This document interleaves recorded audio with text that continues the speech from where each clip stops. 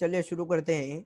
नमो अरिहंताणं नमो सिद्धाणं नमो हरियाणं नमो जाणं नमो देवताणं मे जपणं मुगारो सभामणं जन मंगलाणं च विजिबणे मंगलम चतारि मंगलम अरेदा मंगलम सीता मंगलम सा मंगलम केवली बंधु नमो मंगलम चतारि शरण भोजामि अंधा शरण भोजामि सीता शरण भोजामि साउ शरण भोजामि केवली बंधु नमो शरण भोजामि चतारि लोकतमारि अंधा लोकतमा सीता लोकतमा साउ लोकतमा केवली बंधु नमो लोकतमो मंगलम गौतम वीरो मंगलम गौतमो प्रभु मंगलम सूर्यभद्राचार्य जैन धर्मो मंगलम सर्वारिषाभ्रनाशाय सर्वाभिषादायिने सर्वलब्धि निधानाय श्री गुरुगौतम स्वामिने नमः। मंगल पाठपरपरायणाय श्री सुधर्मा स्वामिने नमः। मंगलम पद्मजिताद्या मंगलम कनको गुरु मंगलम सूर्य देवेंद्र कलापूर्ण मंगलम कलाप्रभ सूर्य सद्गुरुभ्यो नमः। कल्पतरु सूर्य सद्गुरुभ्यो नमः। कल्प तीर्थभद्र सूर्य सद्गुरुभ्यो नमः। अज्ञानतिमिरान्धानं ज्ञानञ्जनं शलाकया नेत्रमुन्मीलितं येन तस्मै श्रीगुरुवे नमः। तस्मै श्रीगुरुवे नमः। कल हमने अप्रत्याख्यानी की क्रिया तक पूर्ण किया। आज से दृष्टि की क्रिया से शुरुआत करेंगे। किसी भी वस्तु के प्रति सराग दृष्टि करने से जो क्रिया लगती है, सराग यानी राग राग वाली। किसी भी वस्तु के प्रति आपके अंतर जो राग होता है, वो राग के साथ जो दृष्टि आप रखते हैं, राग वाली हर एक चीज के प्रति राग वाली जो दृष्टि आप रखते हैं, इसके प्रति राग है, इसके प्रति राग है, कोई भी वस्तु के प्रति आप जो राग वाली दृष्टि रखते हैं, यह मुझे पसंद है, यह चीज मुझे पसंद है, या ये पसंद है, या वो पसंद है, यह जो भी राग वाली दृष्टि आप रखते हैं, उससे जो क्रिया लगती है, या राग वाली सिर्फ दृष्टि यानी सिर्फ देखने से, राग के साथ सिर्फ देखने से जो क्रिया लगती है, उसे दृष्टि की क्रिया कहा जाता है। उसके बाद है स्पृष्टि की क्रिया। सजीव या निर्जीव वस्तु को राग के साथ स्पर्श करने से, यानी राग के साथ यह मेरा है, यह बहुत अच्छा है, यह ऐसा जो अभी अंदर से आपको विचार आता है, राग आता है, वो राग के साथ या किसी भी वस्तु को, या सजीव या निर्जीव वस्तु को, आदमी को, जीव को, किसी को भी राग के साथ स्पर्श करने से जो क्रिया लगती है, उसे स्पृष्टि की क्रिया कहा जाता है। इसके बाद है प्रातिथ्य की क्रिया। दूसरे की रुद्धि समृद्धि देखकर राग द्वेष करने से, बाजू वाले की रुद्धि समृद्धि, भाई की रुद्धि समृद्धि, बहन की रुद्धि समृद्धि, बिल गेट्स की, अंबानी की, या किसी की भी रुद्धि समृद्धि देखकर राग या द्वेष करने से जो क्रिया लगती है, उसे प्रातिथ्य की क्रिया कहा जाता है। इसके बाद है सामंतोपनिपाति की क्रिया। अपनी रुद्धि समृद्धि की प्रशंसा सुनकर खुशी होना, अथवा घी तेल दूध आदि के बर्तन खुले रखने से उनमें त्रसजीव आकर गिरे, उससे जो क्रिया लगती है। सामंतो पानीपाती की क्रिया यानी अपनी रुद्धि समृद्धि की प्रशंसा सुनकर जो आप खुश होते हो, बहुत मजा आता है। बहुत लोग ऐसे होते हैं जो हमारी रुद्धि समृद्धि की प्रशंसा करते हो, तो उससे हमें अच्छा लगता है, अंदर मान कषाय बढ़ता है, ईगो बढ़ जाता है, अभिमान बढ़ जाता है। तो यह जो अभिमान होता है, उससे जो क्रिया लगती है। और घी तेल दूध आदि के बर्तन खुले रखते हो, उनमें यदि त्रस जीव गिर गए, त्रस जीव यानी जो जीव हलन चलन कर सकते हैं, वो सारे जीव, बेन्द्रिय जीव, तेन्द्रिय जीव, चौरेन्द्रिय जीव, पंचेंद्रिय जीव, इसमें से कोई भी जीव आपके दूध घी या तेल के बर्तन में गिर गए और उससे उसमें आकर गिरे या उसमें मृत्यु भी पाम जाए, तो उससे जो क्रिया लगती है, उसे क्या कहेंगे? तो समंतो पनिपाति की क्रिया। इसके बाद है नैशस्त्र की क्रिया। राजा आदि की आज्ञा से अन्य के पास से यंत्र शस्त्र आदि तैयार करवाने से जो क्रिया लगे, यंत्र हो या शस्त्र हो, यंत्र यानी कि कोई ऐसा आधुनिक यंत्र जिससे तबाही मच सके, जिससे दूसरों को तकलीफ हो, जिससे हिंसा हो, ऐसा यंत्र या शस्त्र जिससे युद्ध की जा सके, या कोई ऐसा भी, यह जो यंत्र या शस्त्र होता है, जिससे जो आप राजा के कहने से या कोई भी पदाधिकारी के कहने से आप जो यह कार्य करवाते हो, दूसरों के पास से दूसरों को आदेश भी देते हो, तो उससे जो क्रिया लगती है, उसे नैशस्त्र की क्रिया कहा जाता है। 16वीं स्वहस्ति की क्रिया। आत्महत्या, यह अपने हाथों से शिकारी कुत्तों आदि से अथवा शस्त्र द्वारा जीवों की हिंसा करने से जो क्रिया लगे। आत्महत्या या कोई भी प्रकार के जीवों की या किसी की भी शिकारी की हत्या करने से जो आपको क्रिया लगती है उसे स्वहस्ती की क्रिया कहा जाता है। इसके बाद है आज्ञापानी की क्रिया। आज्ञापानी की क्रिया दूसरों को आज्ञा करके पाप व्यापार आदि कार्य करवाने से जो क्रिया लगती है। मैं किसी को आज्ञा करूं कि ऐसा करो। पहले हमने पढ़ा कि राजा की आज्ञा से कोई शस्त्र या यंत्र बनवाते हैं तो उसको क्रिया लगती है। अभी जो आज्ञा करता है शस्त्र यंत्र आदि कोई भी पाप कार्य करने का, तो उसे जो क्रिया लगती है उसे क्या कहा जाएगा, तो आज्ञापनी की क्रिया। इसके बाद है विदारणी की क्रिया। सजीव निर्जीव वस्तु का छेदन भेदन करने से, सजीव हो या निर्जीव वस्तु, छेदन भेदन यानी टुकड़े करने से, किसी भी सजीव या निर्जीव वस्तु का टुकड़ा करने से, छेदन भेदन करने से, या किसी को गालियां कलंक देने से, किसी को गाली देना, कलंक देना, ब्लेम करना, इससे जो क्रिया लगती है उसे क्या कहा जाएगा, तो इसे विदारणी की क्रिया कहा जाएगा। इसके बाद है बिना सावधानी उपयोग रहित प्रवृत्ति करने से। कोई भी चीज में उपयोग नहीं है, सावधानी नहीं है, क्या कर रहे खुद को मालूम नहीं है, किधर भी हिंसा हो जा रही है, किधर भी कोई भी दोष चला जा रहा है, मन पर नियंत्रण नहीं है, काया पर नियंत्रण नहीं है, क्या कर रहे हो, किधर चल रहे हो, कुछ भी कर रहे हो मालूम नहीं है, सावधानी नहीं है, उपयोग नहीं है, मन का उपयोग नहीं है। इसका इंग्लिश शब्द क्या है मालूम है? इसका इंग्लिश शब्द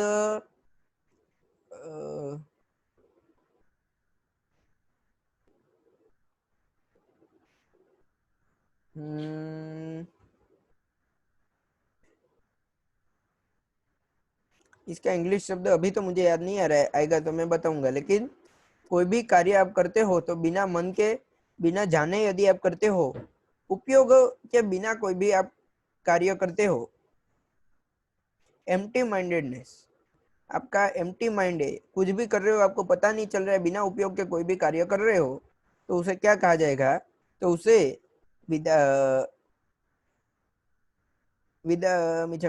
अनुभोगी की क्रिया कहा जाएगा। बिना सावधानी उपयोग के आप कोई भी कर रहे हो, कोई भी कार्य कर रहे हो, तो इसे अनुभोगी की क्रिया कहा जाएगा। इसके बाद है अनवकांक्षा प्रत्यय की क्रिया। स्व पर के हित का सोच न करके इहलोक परलोक विरुद्ध आचरण करने से जो क्रिया लगती है, यानी मेरा, आपका, मेरे भाई बहनों का या किसी का भी मैं हित नहीं सोचता हूँ, और उनका इस लोक में या परलोक में कहीं ना कहीं दुर्गति हो, ऐसा मैं कार्य यदि करूं, तो उससे जो क्रिया लगती है तो उसे अनवकांक्षा प्रत्यय की क्रिया कहा जाता है। प्रायोगिक क्रिया। प्रायोगिक क्रिया मन वचन काया की अशुभ प्रवृत्ति करने से जो क्रिया लगे। मन वचन और काया यह तीन की अशुभ प्रवृत्ति करने से जो क्रिया लगे उसे प्रायोगिक क्रिया कहा जाता है। मुझे मालूम है ये तीन हमने योग में कर लिया, लेकिन फिर भी इसे प्रायोगिक क्रिया कहा जाता है। इसके बाद है सामुदायिक क्रिया। सामूहिक में मिलकर हिंसा आदि करने से, अथवा जिन प्रवृत्तियों से 8 कर्मों का संग्रह हो, सिनेमा देखना, युद्ध करना इत्यादि ऐसी प्रवृत्ति करने से जो क्रिया लगे। सामूहिक में कोई भी कर्मों का बंधन करो, या कोई भी ऐसे हिंसा करो जिससे 8 में से कोई भी कर्मों का बंधन हो, या 8 कर्मों का बंधन हो, ऐसी आप कोई भी वस्तु सामूहिक में करते हो तो उसे जो क्रिया लगता है उसे सामुदायिक की क्रिया कहा जाता है। इसके बाद 23वीं प्रेमिका क्रिया। माया और लोभवश प्रेम करने से या प्रेम जनक वचन बोलने से। माया यानी कि ठगने से, या कह सकते हैं माया कपट के साथ और लोभ के साथ, और चाहिए ऐसी कोई इच्छा से आप प्रेम जैसे प्रेम का उपयोग करो या प्रेम जनक शब्दों बोलो, ऐसे वचन बोलो, तो इससे जो प्रवृत्ति या ऐसी कोई प्रवृत्ति, प्रेम वाली कोई प्रवृत्ति करो, या ऐसे इससे जो भी क्रिया लगती है उस क्रिया को प्रेमी की क्रिया कहा जाता है। 24वीं है द्वेषी की क्रिया। क्रोध और मानवश द्वेष करने से, क्रोध के साथ द्वेष करो या मान के साथ द्वेष करो, मान के यानी ईगो के कारण किसी पे द्वेष करो, या क्रोध के कारण किसी पे द्वेष करो, तो द्वेष जनक वचन बोलने से, किसी के साथ द्वेष जनक वचन बोलो, कुछ भी बोलो, तो उससे जो, या ऐसी कोई भी प्रवृत्ति करने से जो क्रिया लगती है उसे प्रेमी की क्रिया कहा, मिच्छामि दुक्कडम, उसे द्वेषी की क्रिया कहा जाएगा। आखिरी है इरियापथी की क्रिया। कषाय के अभाव में केवल गमनागमन रूप काय योग के निमित्त जो क्रिया लगती है, कषाय के अभाव से, यह पहले यह बात बता दूं, ये किसको लगती है ना, वो मैं आखिरी में बताऊंगा। कषाय के अभाव में यानी कि जब भी कषाय नहीं होते,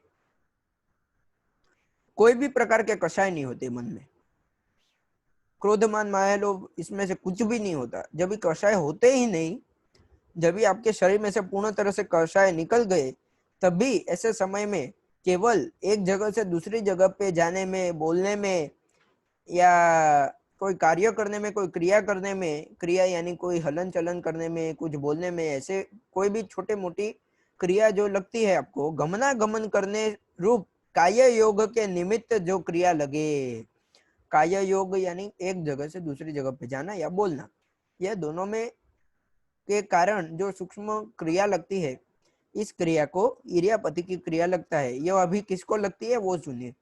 मोह विजेता मुनिवर को लिखता है, मोहजित मुनिवर, जिस मुनि का मोह पर जीत हो चुकी है, जिस मुनि ने मोह पे जीत हासिल कर ली है, जिसके अंदर मोह नहीं है, माया नहीं है, लोभ नहीं है, कुछ भी नहीं है, जिसने उस पर जीत हासिल कर ली है, ऐसे मुनि को सिर्फ और सिर्फ ऐसे मुनि को इरियापति की क्रिया लगती है। और केवली भगवंत को, महावीर स्वामी आदि 24 तीर्थंकरों को, केवली भगवंतों को इरियापति की क्रिया लगती है। यह क्रिया महावीर 24 तीर्थंकरों को केवल ज्ञान प्राप्त करने के बाद ही ऐसी क्रिया लगती है, उसके पहले बाकी सारी भी लग सकती है। और एक बात महत्व की, जिसको इरियापति की क्रिया लगती है उसको लगभग ऊपर की कोई क्रिया नहीं लगती, जिसको इरियापति की क्रिया लगती है उसे लगभग ऊपर की कोई क्रिया नहीं लगती, थोड़ी बहुत लगती होगी वो बात अलग है, बाकी लगभग नहीं लगती। इस प्रकार मैंने आश्रव तत्व के 42 भेद इधर पूर्ण किए। अभी आश्रव तत्व की मैं थोड़ी बात ले रहा हूँ। मैंने कल भी 2 मुख्य भेद लिए थे और आज बाकी के मैंने 15 भेद लिए।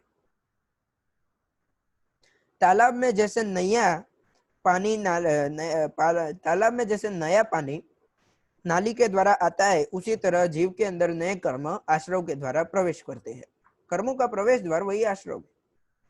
अशुभ क्रिया प्रवृत्ति त्यागने से अशुभ कर्मों के आगमन को हम रोक सकते हैं। अशुभ क्रिया हो, प्रवृत्ति हो, कार्य हो, उसे त्याग देते हैं तो अशुभ कर्मों को रोक सकते हैं। सुदेव, सुगुरु, सुधर्म, संग, साधर्मिक वगैरह की उपासना से हम शुभ कर्मों का बंधन कर सकते हैं। और काया का उपयोग रख के, काया में क्या कर रहे हैं, कैसे चल रहे हैं, कुछ भी हिंसा ना हो उसकी भी ध्यान रखना है। जयना पूर्वक काया में और हमारे काया में क्या चल रहा है, इसका पूर्ण उपयोग रख के वह अशुभ आश्रव है, यानी कि इसमें कोई कर्म का बंधन नहीं होता है, अच्छे कर्मों का बंधन होता है।